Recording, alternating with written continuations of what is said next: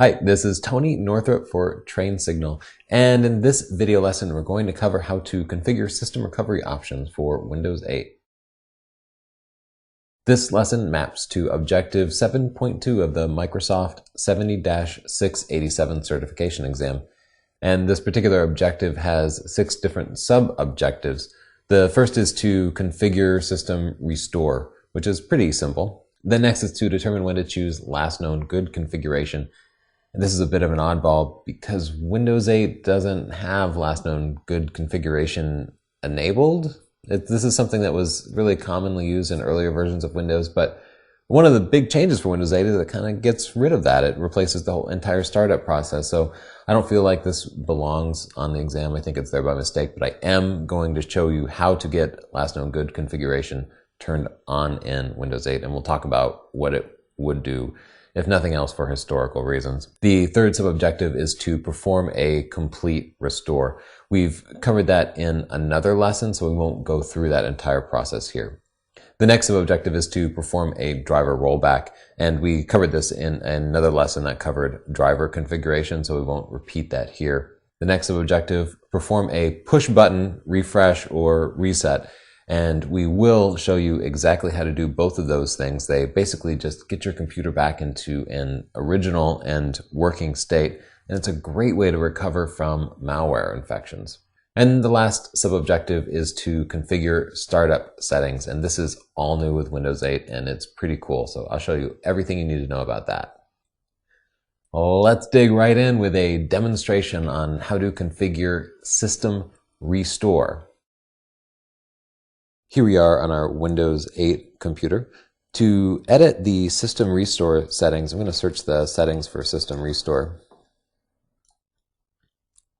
And from here you'll run the oddly named Create a Restore Point tool. This just opens up the System Protection tab of the System Properties dialog box. You could open up the System Property dialog box anyway to get here. The settings are going to be the same, of course. What System Restore does is allows you to roll the state of the system configuration back in time. System Restore isn't exactly like a backup. System Restore captures your system configuration settings and allows you to restore just those things, but it doesn't recover files that you've deleted or lost, and it won't roll back changes to your document. So if you're writing a new book and you perform a System Restore, your book doesn't go back in time. But the app that you installed, perhaps your word processing app, might disappear because the application installation would be part of the system configuration. So this will become more clear as we actually work with it.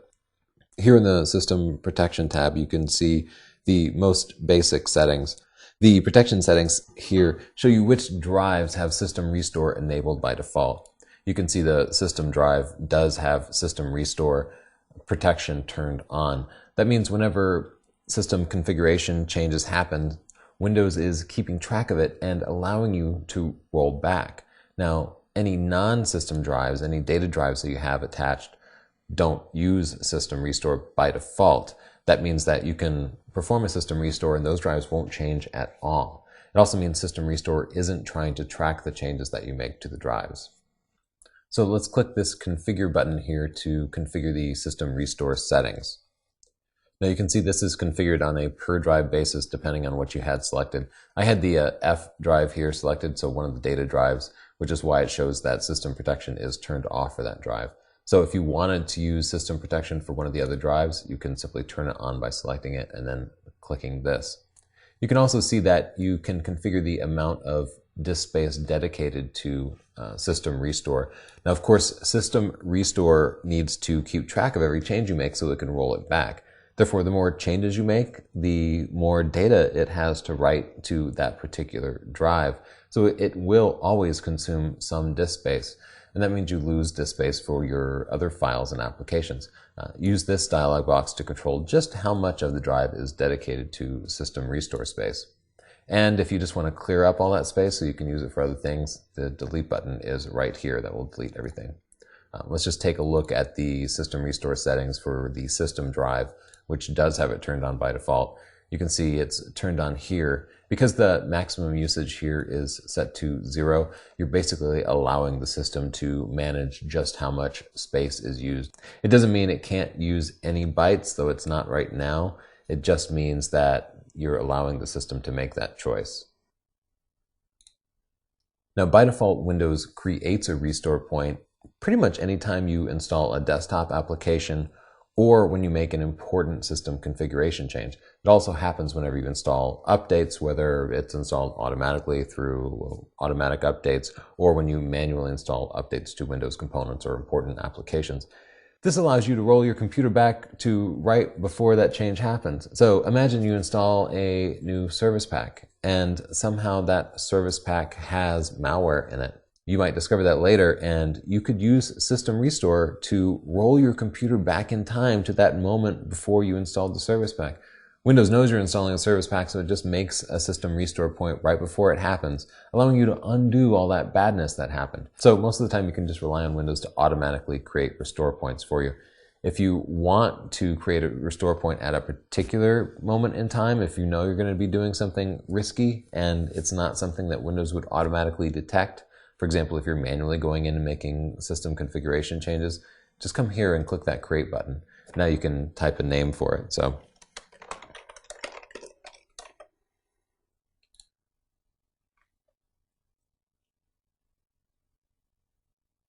And now Windows is creating that system restore point, and you can see it only takes a couple of seconds because what Windows is actually doing is saying, I'm going to keep track of any changes you make from now on. So it doesn't actually capture your entire system state at the moment that you create the restore point. All it does is it starts tracking future changes so it can roll those changes back. That's why it's much quicker than a backup and doesn't take up nearly as much disk space. Now let's move on and actually get some practice with System Restore. Now it's time for a real world scenario.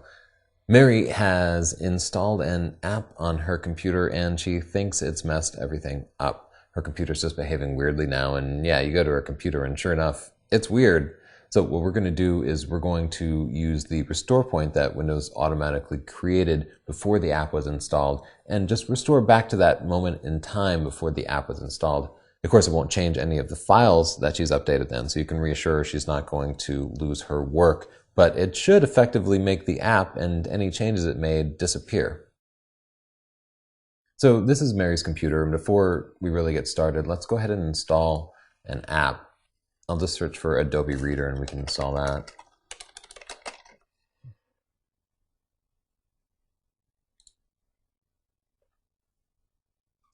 Now this is annoying, but for some reason all these apps nowadays try to get you to install some toolbar like it's like 1998 again or something.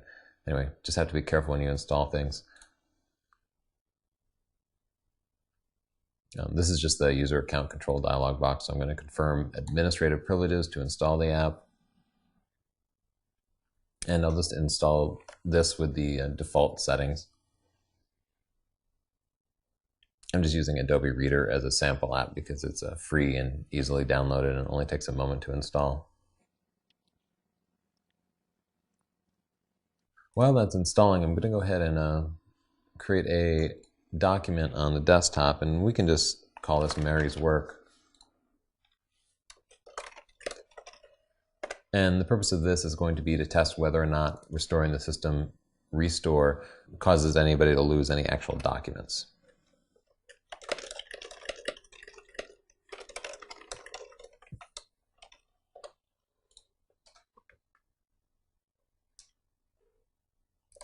I'll also go ahead and just change the desktop background so we can see whether or not that gets changed.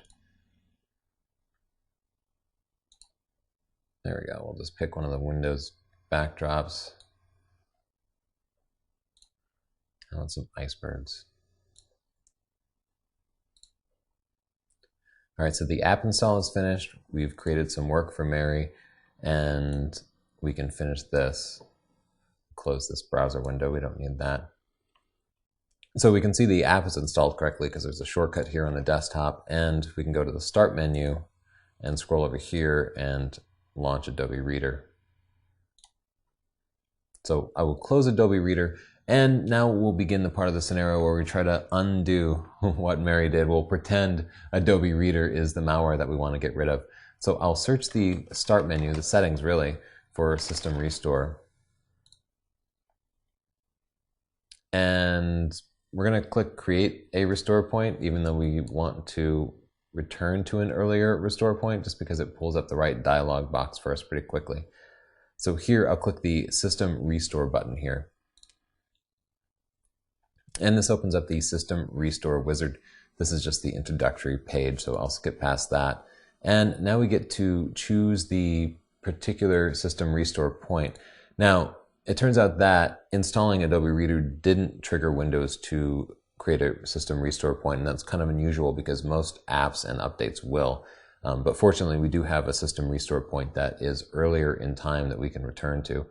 I also want to show this button here. What this will do is tell us if any apps have been installed after the System Restore point was created, because those apps will be affected by rolling it back.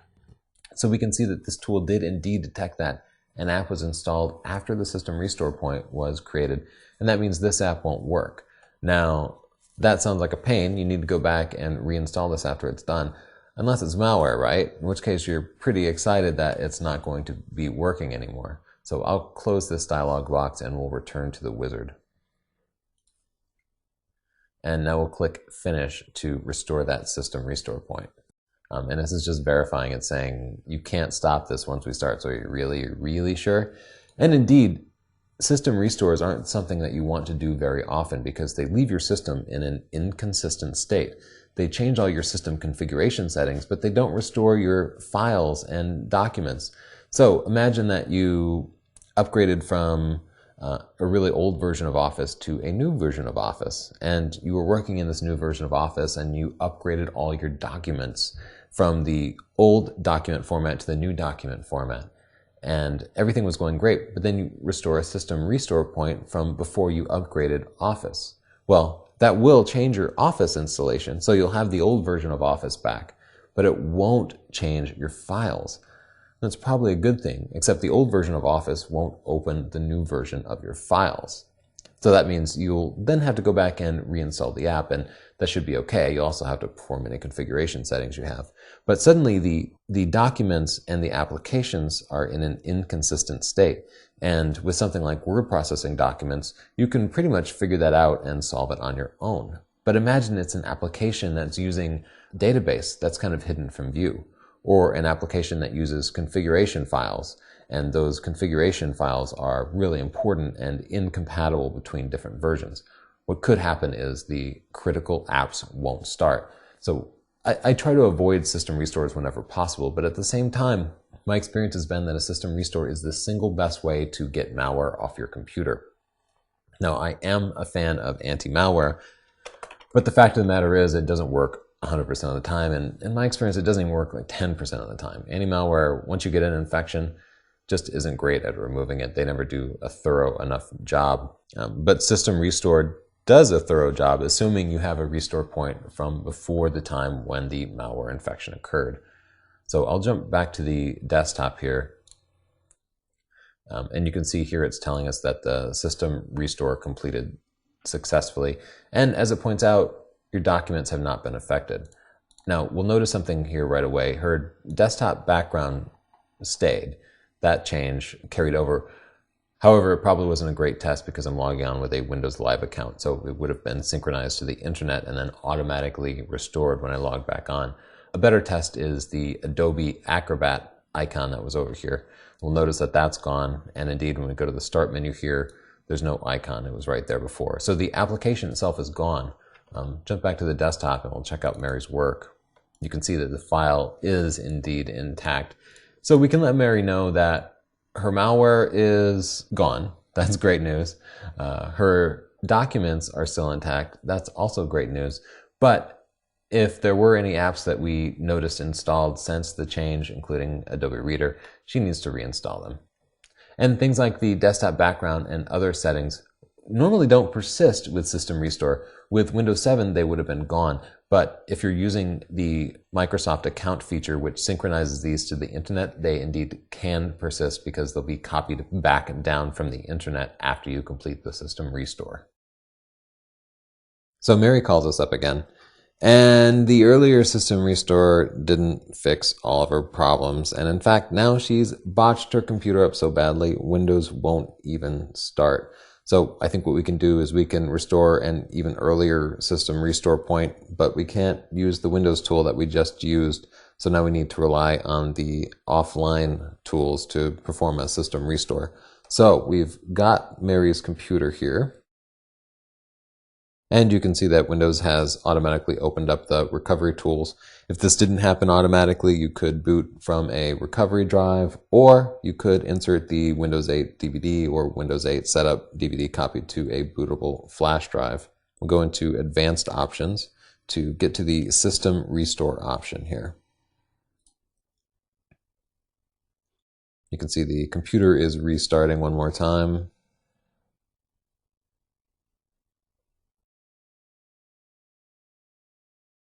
And now Windows wants us to authenticate just to make sure that we're not a hacker doing something.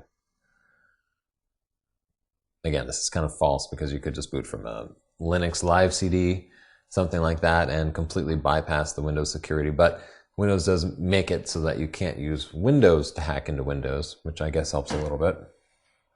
And this should look awfully familiar. It loads up this kind of Windows 7 or Windows Vista style interface, and we walk through exactly the same wizard we've seen before. So here we can see a history of the different system restore operations.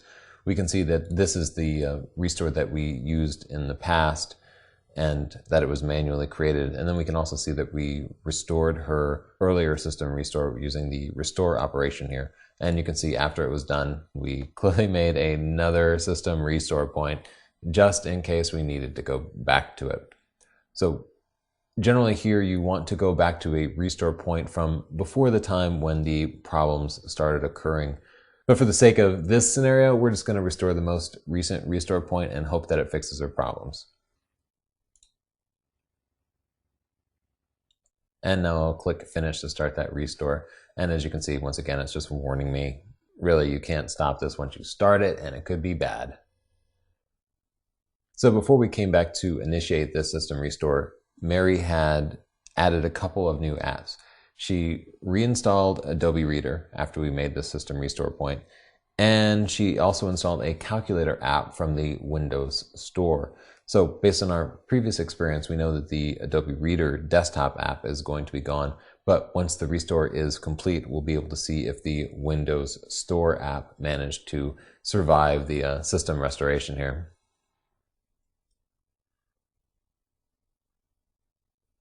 All right, our system restore was completed successfully. Let's give it a restart.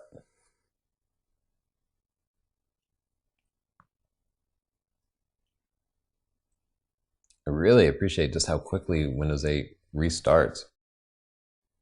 I know it sounds like I'm an advertisement or something, but when you work with virtual machines and you have to test things all the time, you're always restarting between making configuration changes, and it gets to be really annoying. Especially because, man, with Windows 7, I could spend 5 minutes waiting for it to restart, but really this happens very, very quickly. All right, so I'll jump to the desktop here, and it notifies us that the system restore completed successfully. You'll notice that there's no Adobe Reader icon here. Her work still intact.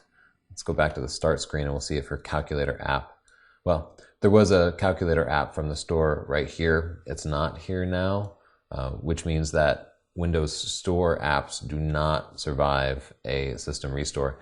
However, you could go into the store and reinstall it. You wouldn't have to buy it as long as you were logged into the same account. It would have your credit on record, so you would be able to download and install it without repurchasing it. Now let's talk about Last Known Good. Last Known Good has been around for many different generations of Windows, and it's now been removed from Windows 8. Which is why I don't think it really belongs on this exam.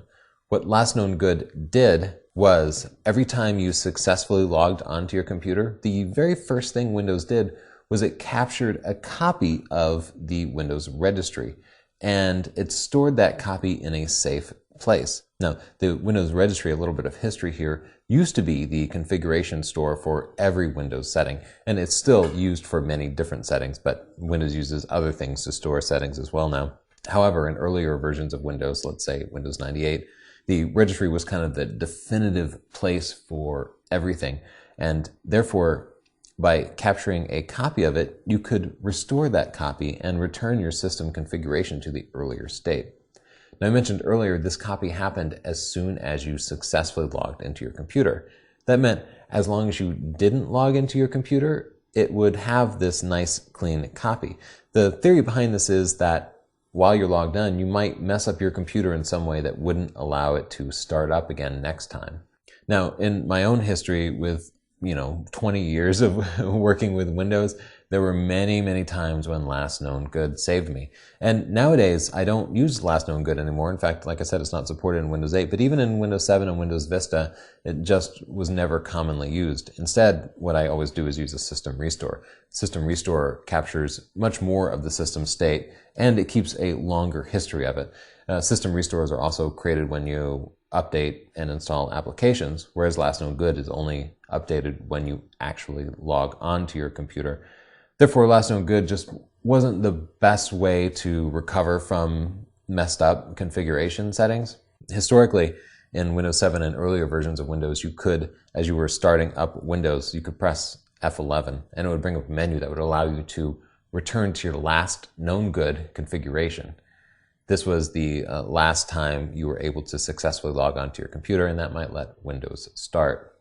Now, I mentioned last known good isn't part of Windows 8 anymore. It's the functionality is still in there. They haven't taken it out, but they disabled it by default. So if you want to enable last known good, and there's no reason you would, nobody would ever want to do this, you can do this. You can go into the registry editor and you can create this key. HKLM stands for HKey local machine. And go under System, Current Control Set, Control, Session Manager, Configuration Manager, last known good, enabled, make that key, and then set it to 1. Then you make this key here, which has an equally long name, and set it to 2. Then you can open up a command prompt and use the BCD edit tool, run this command here at the command prompt to allow you to open up your F8 menu. And this will allow you to, once again, access last known good. Again, don't do this. I feel like I need to tell you something about last known good because they put it on the exam objectives. But like I said, it doesn't belong there. Nobody's going to work with last known good ever again with Windows 8. We can safely forget it. There's no way they could test you on it because it's not enabled by default and it's useless and outdated. But there's a little bit of information about it in case somebody asks you. Okay, so here's another scenario. We've done a couple of system restores for Mary already, and she just keeps calling us. Her computer's still not working. So we've refreshed her PC a couple of times. We don't want to throw away all of her documents by restoring a full backup of her computer. The next step is going to be to refresh her PC. What refreshing does is it takes a copy of the Windows image, the Windows installation itself, and it basically reinstalls Windows. But it carries over all of your documents, and that's about it. It will also copy over your Windows 8 apps, your Windows Store apps, not your desktop apps. So let's dig in there and start a refresh on Mary's PC. Here is Mary's PC, and I think the easiest way to start a refresh is just to search the settings for refresh and then pick refresh your PC. And you can see it immediately warns you what's going to happen. So I'll click next. And now I'll click refresh. You can see it just takes a couple of clicks. So as Windows 8 is performing the refresh, the first thing it does is it takes all of your documents and a list of your Windows Store apps, and it puts them on a safe place on your disk. It's filed away in its own little separate temporary partition. With those files set away someplace safe, it then completely reinstalls Windows. That's what it's doing right now, and it's pretty amazing that it's performing an entire reinstall of Windows, because with earlier versions of Windows, this is something you did all the time, especially back in the Windows XP days. When Windows started misbehaving, you'd have to pull out that setup DVD and you'd put it in, and you'd reinstall it. And sometimes you'd install it over your existing installation. Sometimes you perform an upgrade install. Sometimes you just have to save all your documents to another disk and then format your drive and then reinstall Windows. Then when you were done, you know what? You then had to reinstall all of your apps. You had to copy your documents back into place. You had to reapply all of your settings. And it was a really common way to solve problems like malware because there was no other good way to get rid of them. So reinstalling Windows used to be a common thing. And nowadays, I haven't reinstalled Windows on a computer in many years, really. Even most serious malware infections can be solved with a system restore. But if you find yourself needing to reinstall Windows, you can perform a refresh first. And not only does it happen really, really quickly, at least relative to manually reinstalling Windows, but it automatically saves your documents and then restores them as well as your Windows Store apps. So let's let the refresh of Mary's PC finish, and we can make sure that Windows starts up correctly after it's done. All right, so Windows 8 seems to be starting up successfully again. Try to log in. Yep. So now we're getting the welcome intro that appears the first time any user logs in, because I am logging in for the first time to an account because it completely reinstalled Windows. Once my PC really is ready, we'll be able to see if it restored the applications and documents.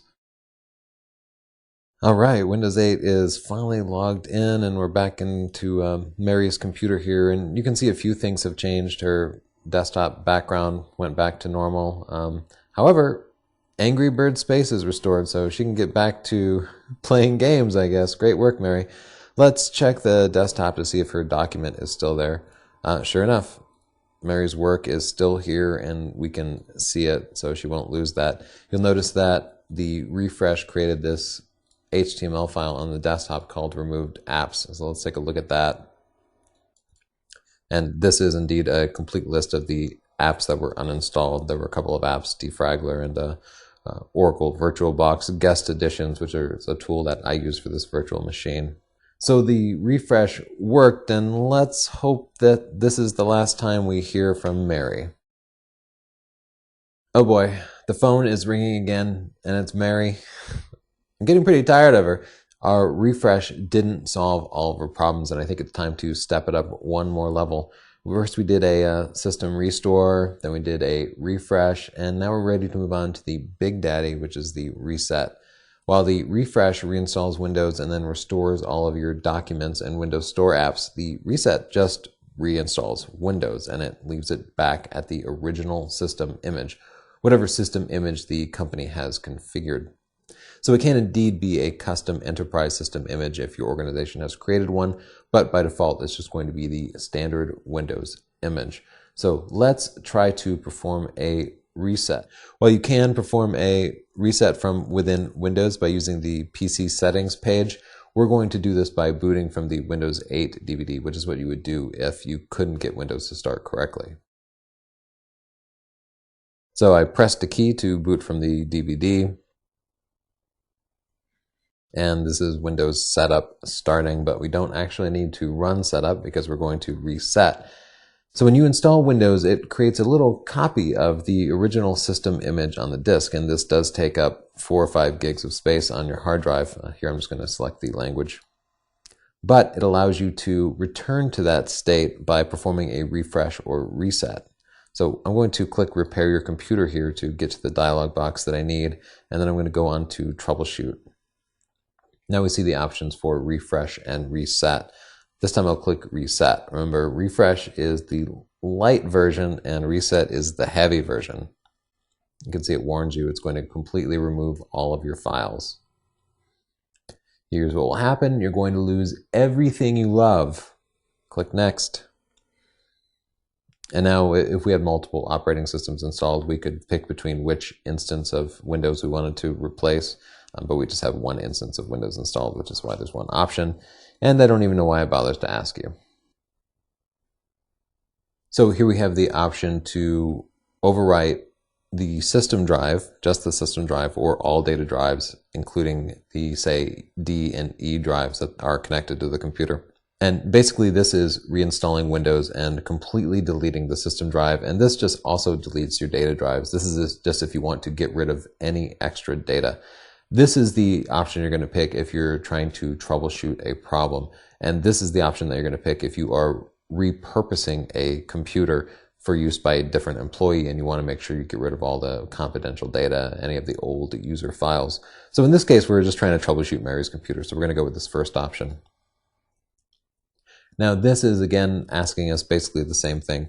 You can choose to just remove your files, which literally just deletes the files from the index of the hard drive, but doesn't overwrite the file data on the drive. So if you choose just remove your files, you won't be able to easily access the files. You won't be able to open Explorer and see them. But you could easily run a data recovery tool and restore those files. If you're handing the computer back to the same person, you can just remove the files. No problem, because you're not worried about them accessing their own confidential data. If you're taking that computer and handing it to a different employee, or you're, say, selling it on eBay, you're going to want to pick fully clean the drive. What this option does is it overwrites the entire drive with basically zeros and random data, making the data basically unrecoverable. Now, it's not cryptographically secure, and if you're worried that a government organization might put some heavy resources into recovering the drive, then this still might not be enough and you might need a third-party tool to really overwrite your data. But for most purposes, most private purposes, private as opposed to government purposes, this should be just fine. But again, this is what you do if you're handing it to a different person. And if you're handing the computer back to the original owner, you can just remove your files. It's much faster. So now we're almost ready to go. I just need to confirm that we're ready to reset. And it's off and rolling. Now, it's kind of funny because resetting is the more serious restoration. It deletes all your files and applications. But resetting is actually much quicker than refreshing. The reason is when you perform a refresh, the first thing it does is it takes all your files and apps and stores them on a safe place in the disk. Then after Windows is reinstalled, it pulls them back and puts them in the original place. So there's a couple extra steps involved. When you reset, it gets rid of everything. It doesn't bother to save your documents and your settings, so it skips that step. And of course, it also skips the step where it restores everything. So right now what it's doing is it's just reinstalling Windows, and it's doing it amazingly fast, as you can see the progression there. So we'll let this reset complete, and then when it's done, we'll just make sure that we can log into the computer, and we'll see if we can find any apps or documents. We'll just make sure that the computer is indeed completely clean. All right, so here we are at the license terms, and this is what you see when you install Windows, because this really is the very beginning of a Windows installation.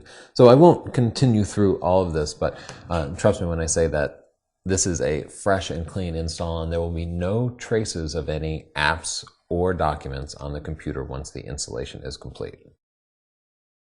Here's another real-world scenario, and for once, Mary hasn't messed something up.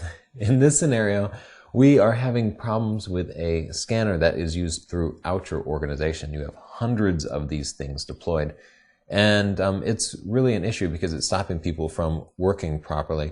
So you call up the hardware manufacturer, the organization that makes it, and you say, hey, we're having this problem, and they narrow it down to a particular bug in their driver. Now, the way drivers work is the driver is a piece of software that interfaces the hardware to Windows. Think of it like a translator that can speak both the Windows language and the language of the hardware device. So this bug is in this particular piece of driver code, and normally when you run Windows, every driver you use is signed, either by the driver developer or by Windows. And in fact, by default, 64-bit versions of Windows, which are what most people use, won't run unsigned drivers. But you're working with a developer at the hardware manufacturer, and he's trying to test this, and he can't reproduce the problem on his site. So he needs to send you an unsigned driver for you to run and test and make sure that it works. But I just said Windows won't allow you to run an unsigned driver. What can you do? Well, you can go in and start up Windows in a special way so that driver signature enforcement is not enabled. So let's go do that now so we can test out this developer's new driver. So here I am on my Windows 8 computer, and I'm just going to search the settings for startup. and select Advanced Startup Options here. Now down at the bottom here, I'm going to click Restart Now under Advanced Startup. In order to turn off driver signature enforcement, you need to open up the Advanced Startup menu. And of course, Windows has to restart to get there. There we go. And it's under Troubleshoot, which isn't really descriptive of what we're doing, but I'll click Troubleshoot and then Advanced Options. And now we need to go over to Startup Settings. And it's going to restart once again. It's a rather clumsy way to get there, but we will get there eventually. All right, so now we have the Startup Settings menu, and you see a lot of different options here. And you actually can't use a mouse here, but you can see number 7, Disable Driver Signature Enforcement. This menu is an important menu to know about for other reasons. Of course, we just need to disable driver signature enforcement, which I can do by pressing 7 or the F7 key if your keyboard is non-standard. But you can see that while we're here, there are a few other options like disabling ELAM, the early launch anti-malware protection, preventing Windows from automatically restarting after a blue screen in case you actually want to write down the blue screen information and take your time with it, or starting safe mode, which is a useful troubleshooting tool when you can't launch Windows in normal mode. What safe mode does is basically start up a really minimal version of Windows. You can also enable debugging, which is useful for Windows developers only, really. Boot logging, which just creates a log of every driver that's loaded, or enable low resolution video in case you're having a problem either with your monitor or your video card. So we're only interested in disabling driver signature enforcement, so I will press the number 7 on my keyboard now. And what we see is Windows starting up. Indeed, from here on, Windows continues to start completely normally. The only difference is that now I will be able to install unsigned drivers. This is Tony Northrup for TrainSignal, and I hope you found the lesson both educational and enjoyable, and I'll see you next time.